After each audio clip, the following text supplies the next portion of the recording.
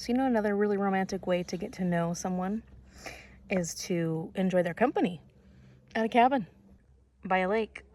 It's time for date number 2 in Book Love is Blind. And I'm very excited to find out which book is going to be my second date and whether or not they're going to prove to be such an exciting read, the first 10% of this book, that I can't put it down and I decide that it's going to be one of my final dates. Fingers crossed. I have no clue what this book is or what to expect, but I'm hoping that it's just incredible. And with this view to help me read, there's a pretty good chance that it's going to be love at first 10%. Okay, so here's my first look, and let's see how we're looking. Okay, not bad. We go through to chapter 2.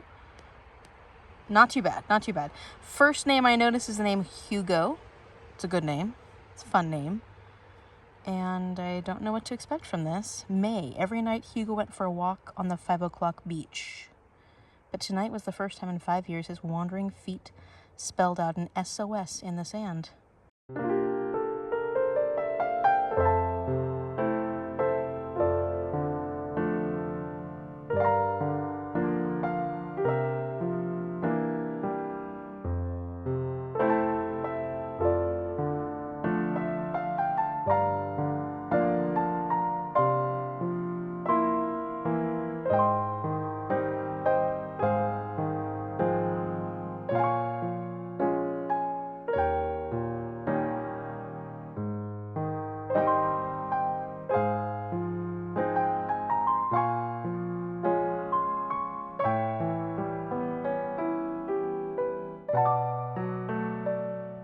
Okay, so far I've just read the prologue. It's not very long, but I don't quite know what kind of book this is yet. I don't know what to expect. I don't know what the style of it. I think it's an adult novel.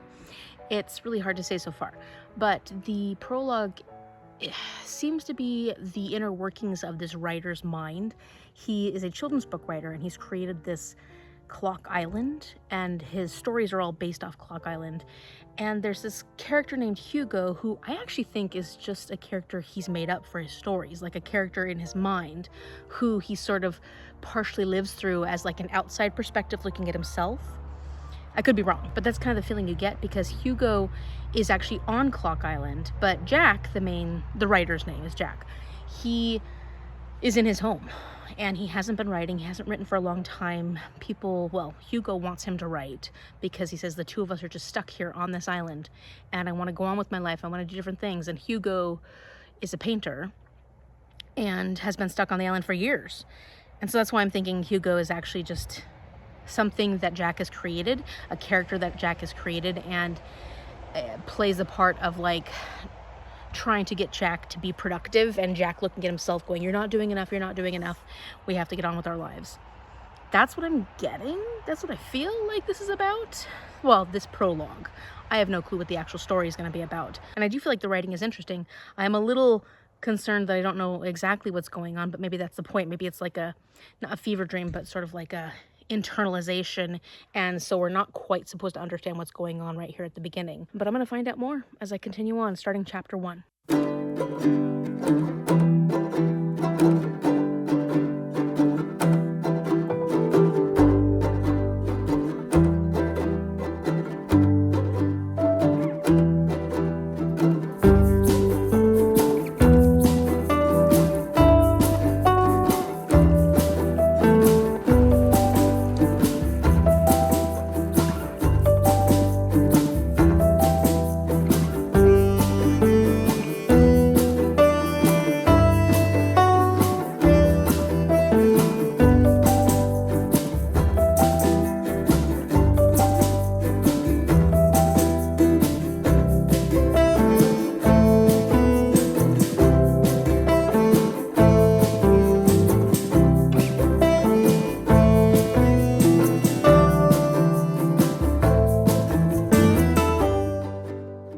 Okay, so I'm over halfway through this so far, and I'm in chapter 1, and so far this is about a woman named Lucy, and Lucy has this wish fund, and with this wish fund, she wants to adopt this little boy named Christopher, whose parents died.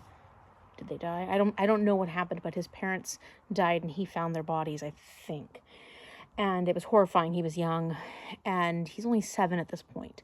But he is struggling. He's struggling, and Lucy absolutely adores him, wants to adopt him. She's a teacher's aide in elementary school. So, of course, it's got that teacher aspect to it that I enjoy. And she's doing everything she can to save up enough money to be able to hopefully adopt Christopher at some point. And the whole Clock Island thing has kind of come up in their conversation because Lucy reads those stories to Christopher because she grew up reading them. And she's actually from Maine, where the mastermind, which is Jack Masterson, who's the writer of the Clock Island series, where he lives. And I guess she met him at some point, at least she told Christopher she did. And for some reason, she wanted to get as far away from Maine as possible. So she's living in California now, where she works at this elementary school. And she also has this small business where she sells scarves. So at this point, we're getting to see her interactions with Christopher and understanding why she cares about him so much. And, a little bit about his personality. There's a raven. And that's pretty much where we're at. I don't know what the tie-in will be with Clock Island. I don't know how those two will be connected. The writing is good. I don't know if it's my favorite writing I've ever read, but I'm getting into it now. And that's always hard when you're starting something new, is changing from one writing style to another. So now that I'm getting into it, I'm feeling a lot more comfortable with the writing style. But I am really intrigued, and I do like the concept of this young woman who just loves this kid so much, cares about this kid so much, that she wants to give him a good home. Because I can understand that feeling. I can understand wanting to protect this young child who's only had a lot of pain in his life at such a very young age.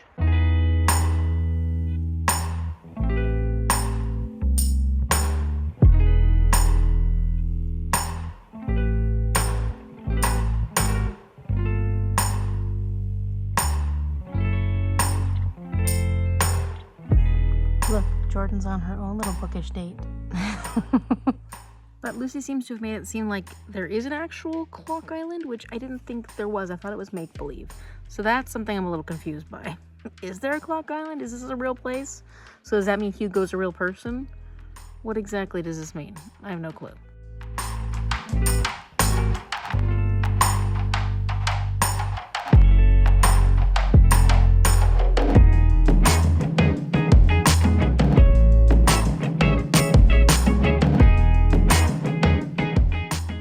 Okay, Hugo is the illustrator of the Clock Island books. He's not the inner workings of Jack's mind.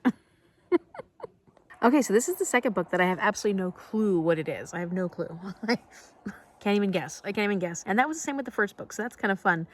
I am intrigued. I'm definitely intrigued.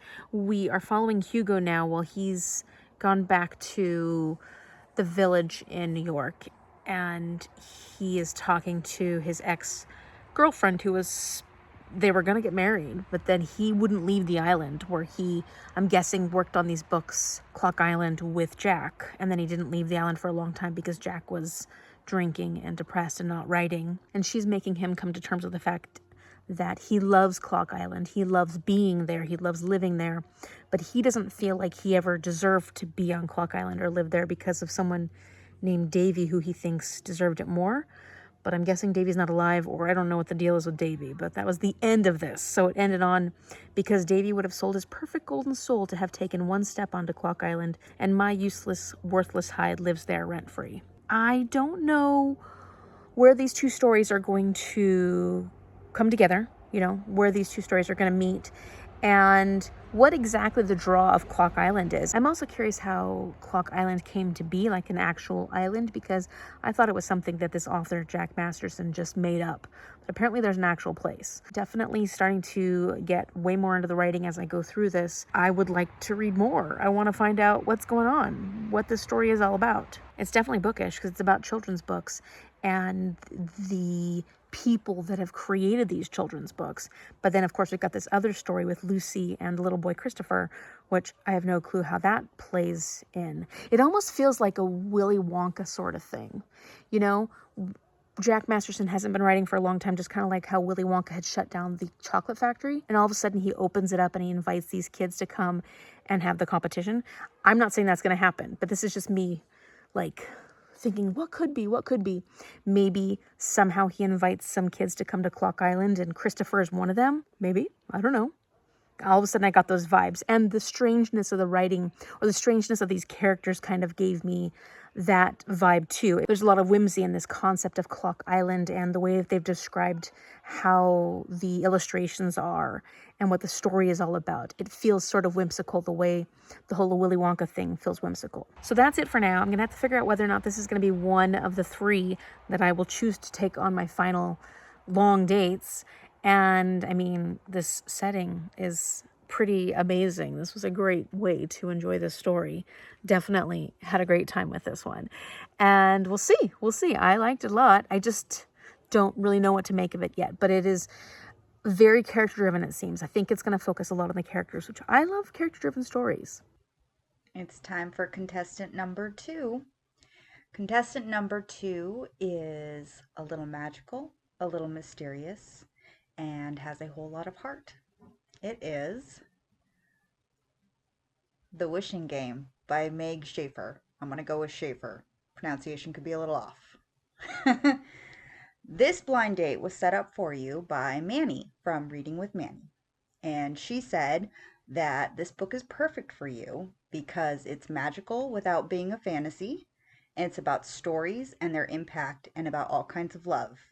It was fun, emotional, and heartwarming, and she thinks you'll really love it. I have to say, Manny, I agree with you 100%. After writing out the first 10%, I did have to go and read the book myself, and I gave it 5 stars. I really enjoyed it. So, Amy, if this wasn't the perfect match for you, well, it was the perfect match for me. I hope you have a wonderful date. So stick around for my 3rd date, the next date that I'm going to go on. And if you like this video, give it a big thumbs up and subscribe so you can see what happens when I meet my next contestant. Thank you so much for watching. I will see you later.